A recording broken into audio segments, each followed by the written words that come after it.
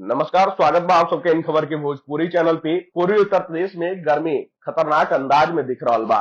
गर्म पछुआ हवा लू का एहसास करा रहल बा त आगे 2-4 दिन तक सूरज का तपिश और भी झुलसावत रही।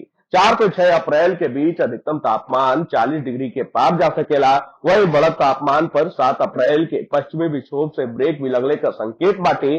पूर्वानुमान के मुताबिक वाराणसी में मंगलवार के दिन का शुरुआत छिटपुट बादलन और नरम हवा के साथ भइल रहे। सुबह लगभग 7 बजे तक सूरज का किरण पूरा तरीका से धरती पर भी ना पड़ल रहे और ये हवा गर्म ना रहे।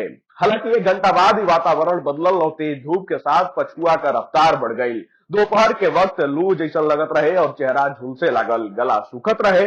और वहीं आपको बता दें कि अप्रैल का शुरुआत ही धूल भरी हवा से भइल बा और मौसम का मिजाज शुष्क होखले के साथ ही साथ मंगलवार के भी धूल भरी हवा चलल और बुधवार के भी पछुआ हवा चलने का अनुमान बाटे और ये हवा का रफ्तार 66 किलोमीटर प्रति घंटा का रहे। वही आपको बता दें कि जौना तरीका से मौसम विभाग का पूर्वानुमान भी बाटे, पश्चिमी उत्तर प्रदेश के कई इलाका में पारा 4 से 6 अप्रैल के बीच 40 के पार जा सकेला और अभी भी पारा 38 डिग्री सेल्सियस के आसपास बरकरार बाटे। वहीं अगर पूर्वांचल के क्षेत्रन का बात कल जाओ तो गोरखपुर, देवरिया, कुशीनगर और मऊ के आसपास के जिलन में भी पारा 38 से 39 डिग्री के आसपास पहुंच गई बाटे और 4 से 6 अप्रैल के बीच 40 डिग्री के भी पार जा सकेला।